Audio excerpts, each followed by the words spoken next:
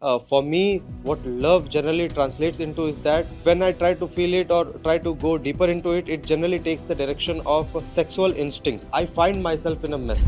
I have nothing to say about sex at all. It's your body, your personal matter. It's like your morning routine. Who am I to judge the color of your shit? Your business, you mind it. Sex is an itch, it's a physical thing. As long as you know what the entire deal is about, do whatever you want to. And at the root of most of these relationships is the sexual urge. So sexual urge becomes relationship becomes suffering. That's where the equation threatens. You must ask yourself, is it worth the deal? In your thoughts, when the whole thing cooks up, do you think of life beyond 3 minutes 30 seconds? Think of that. Think of the daily chores. Think of the laundry list. Think of the vegetables. How sexy. लौटते हुए कद्दू ले आना. कद्दू. Pumpkin. Sexy. All for 3 minutes 30 seconds. Entire life carrying pumpkins on the head. Will this company uplift you? Yes, uplift you, but only physically. For 3 hours 30 minutes. 3 hours?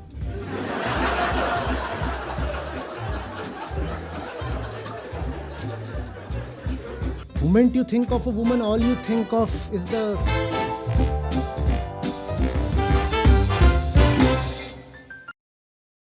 Namaste, Acharya ji. Coming close to you, it has been a gradual process, like from YouTube to sessions and then to bookstalls and then being at PAF now. For me, what love generally translates into is that when I try to feel it or try to go deeper into it, it generally takes the direction of sexual instincts. And the kind of definition about love that I am getting here, it's kind of difficult for me to relate with it. I find myself in a mess. Please clarify on that. When I talk of love, you don't feel anything at all. And when you feel of love, you just, all that you feel is sex.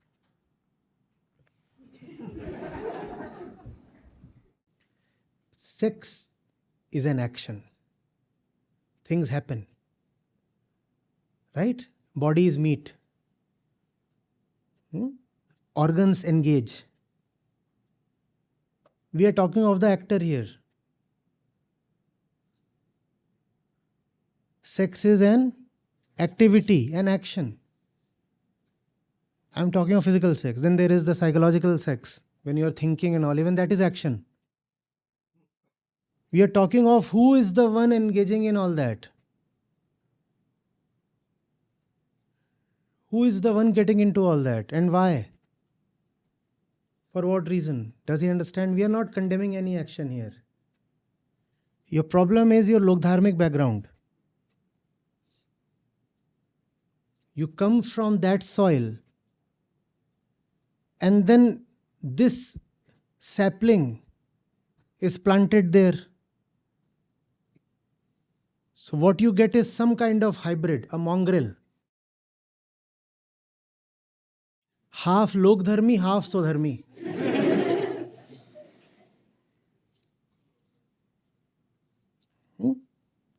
A cross between a mouse and an elephant. Can't imagine what kind of thing would it be. Whatever. That's your love. Logdharm mates with Swadharm.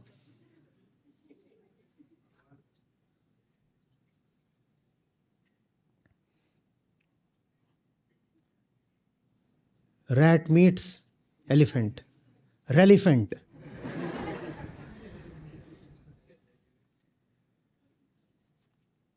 You carry that notion for sure that there is something bad about sex. Because deep within somewhere you still have respect for Babaji. Will you be able to actually beat him up with your slipper when you meet him? Because that's what he deserves. But you won't be able to do that. That kind of treatment you will give to a thief, to a robber, to a dacoit. But Babaji is worse than these three. But you will still, like, at most ignore him.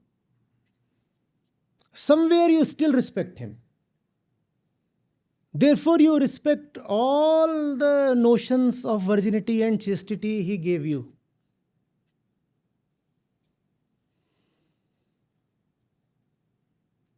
And then you create some kind of fusion, a conflation. Your lok dharmic concepts and the Gita interpretations you get here. Relevant.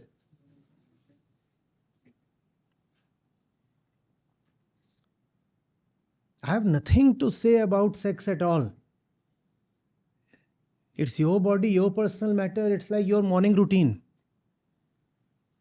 Who am I to judge the color of your shit?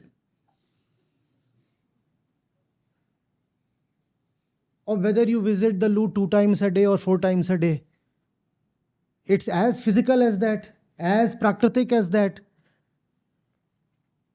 The question is, do you know yourself? Do you, as an ego, see yourself? And if you do, what's the kind of company you want to keep? If I have any kind of self-diagnosis, I will know the kind of company I should keep and the kind of person I should avoid. Right? Now, when you engage with somebody for sexual reasons, a lot of time is spent together. Maybe the sexual activity lasts just a few minutes, but the companionship does not stop at that, right? The companionship continues for many, many hours, weeks, months, years, sometimes like 14 rebirths. Just because you had one unfortunate moment of penetration, so now 7 janam tak.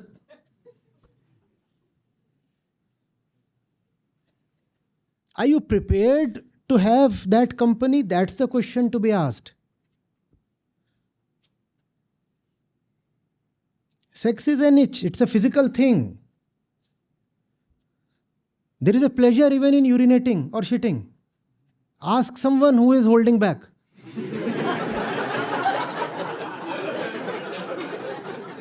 What you know, right? Even in farting. People are reported to have fallen unconscious because out of social stigma they couldn't fart. So the gas actually rose up.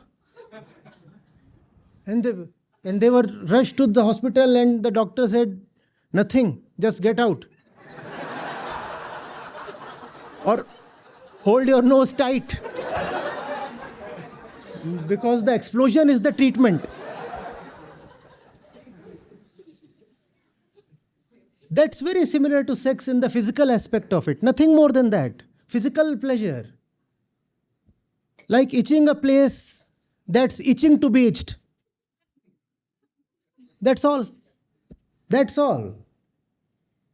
Be it sex, be it masturbation, all that is just like an itch. A very, very physical thing. The real question lies elsewhere. And by talking so much of sex, you avoid the real question. The real question is for the sake of sex. Now you are accepting this person's company. And this person will be with you now for so many hours, so many days. And what will you do to the quality of your life? What will you do? Sexual engagement is not just sexual engagement. The ego is an emotional thing. You know that, right? What starts with the body gets into emotions and then gets into some kind of a prolonged company. Is that a happy bargain? That's the question.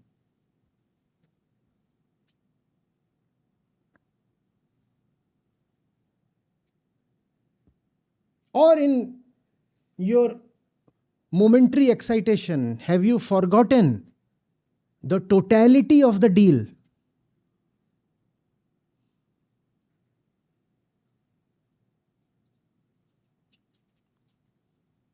As long as you know what the entire deal is about, Do whatever you want to. What do the sacred books have to do with what you do to your underpants? Your business, you mind it. Spirituality has nothing at all to say about your sexual preferences, inclinations.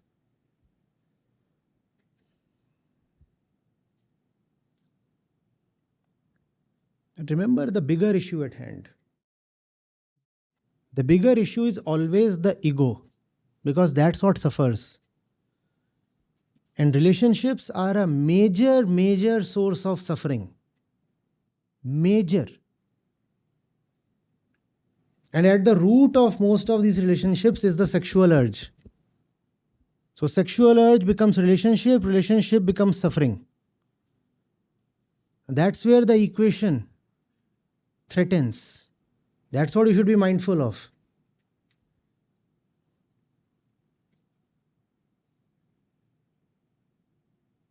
And for women, there is an added component, pregnancy. So they need to be extra cautious.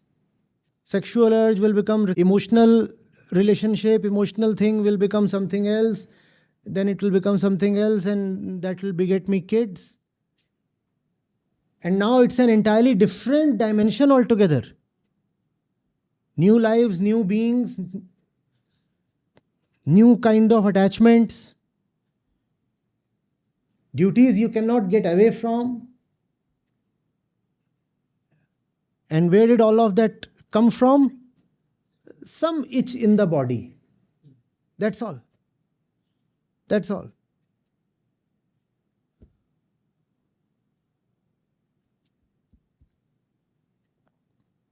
You must ask yourself, is it worth the deal? Sex is fine, neither good nor bad, but it doesn't stop at that. No? You look at her and you scream within sex. Right? And the time horizon that you have is full 3.5 minutes. That's all, right?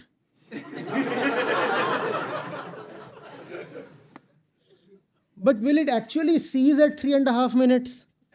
No, it starts.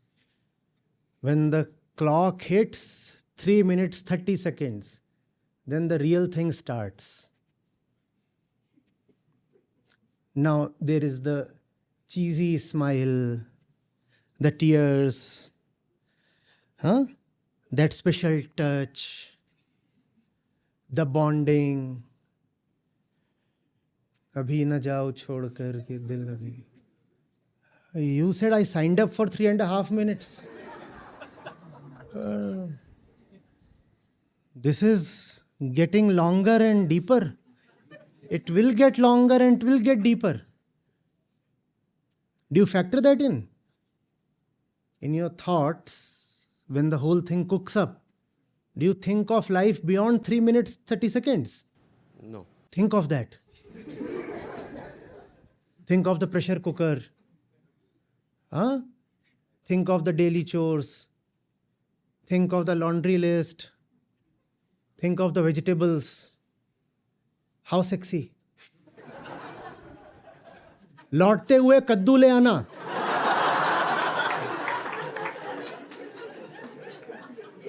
कद्दू. Pumpkin. Sexy. All for 3 minutes 30 seconds. Entire life carrying pumpkins on the head.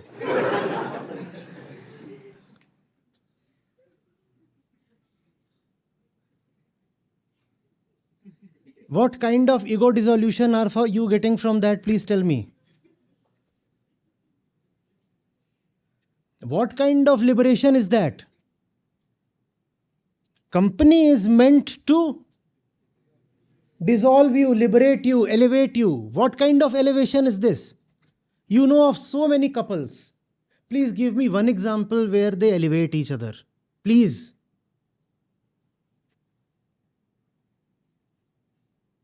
That's what you must remember in your moment of sexual urge. This will become companionship. And the other person is not here to elevate me. Because both of you are operating from your ego centers.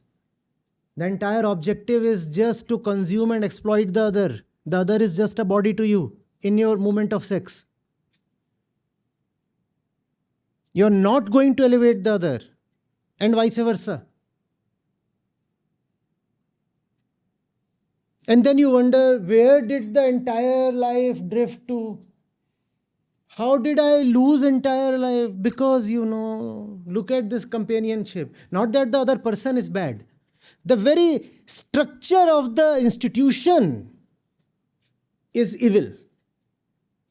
The nature of the relationship itself is to be blamed. You are welding two persons of the opposite gender together so that they can procreate. This is an obscene deal. Nothing is more vulgar than this.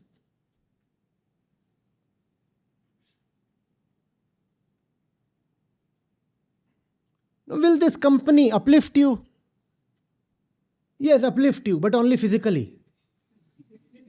For 3 hours, 30 minutes.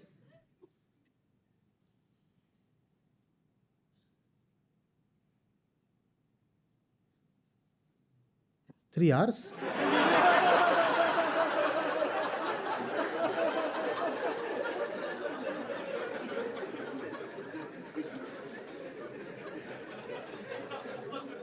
I gathered that from the shocked expressions.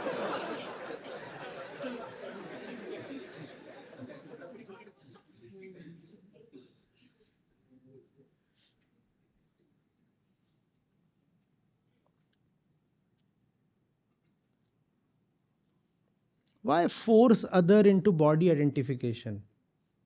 When you look at the other as a body, and if the very nature of the relationship is such that you will be forced to look at the other as the body, then you are demeaning the other. Also, then you are compelling the other to look at himself or herself as the body.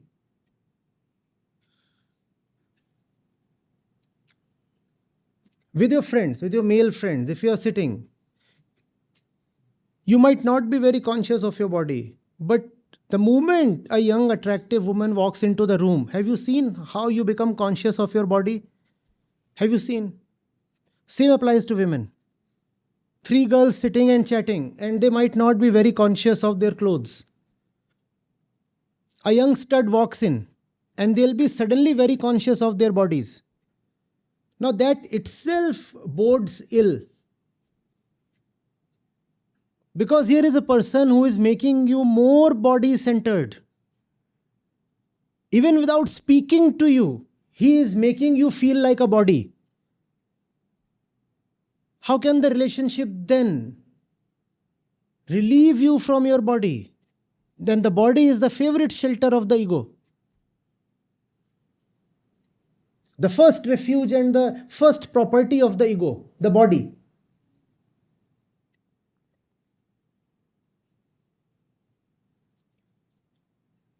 You want to know the kind of woman you must be with? The kind of woman you can be with is the one who makes you forget that she is a woman. And again, vice versa. If a woman asks me, what's the kind of man I can be with? The man who doesn't come across as a man to you. The man who makes you practically forget that he is a man, except maybe in moments of physical intimacy. Except for those few minutes, you can comfortably forget that there is a man or a woman. The body becomes irrelevant. The gender becomes irrelevant. That is right company.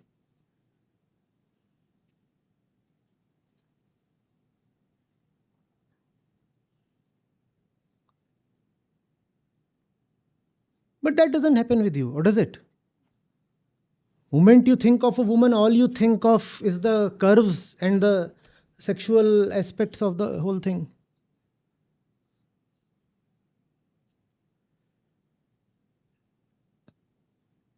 This is not morality. right? This is diagnosis. This is reflection. So sex is all right. But remember the bigger picture. Sex is a very, very small thing.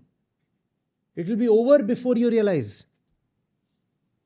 And you will be left with the massive remains of this little thing. A very petty things, a very, very petty thing that leaves behind massive residue. And that residue is yours to carry for life. That doesn't mean you have to avoid women or men, whatever. That simply means you must look for the right company and the right relationship. And the right relationship doesn't exclude sex. We are not saying that at all. Sex is not forbidden at all. We are just saying sex is a small thing and right relationship is a much, much bigger thing. Is that difficult to get? Is that difficult to get? Right relationship is a much, much bigger thing.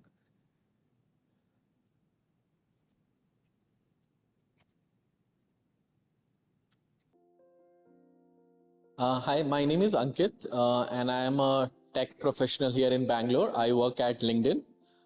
Been listening to Acharya ji for 2+ years, but initial journey was around YouTube. Like I was listening a lot on YouTube, and on YouTube when we listen to Acharya ji, a lot mistake that I did and a lot of us do is that we think that he's some kind of a life coach, solving problems of our life and all of that. But shift to Gita Satras was the major turning point for me, like because that's where I understood where this learning is coming from, and like there is a hard base of Bhagavad Gita and Advait Vedanta philosophy from which all the teachings and learnings are emerging, and that has been a life-changing force for me. So I like my life was full of stress, unorganized behavior. A lot of it has changed, and it's changing on a day-to-day basis. When as and when I observe my life, there is massive changes happening. I somehow feel a lot of like spurts of happiness for no reason, and a lot of what do you call like pressure as well, like to do better and better and better, which I had forgotten, which I had left after my school days and college days. That okay, now the learning part stops. Now is the time to kind of live life and have that Bangalore kind of vibe, like partying and outing and malls and shoppings and all of that.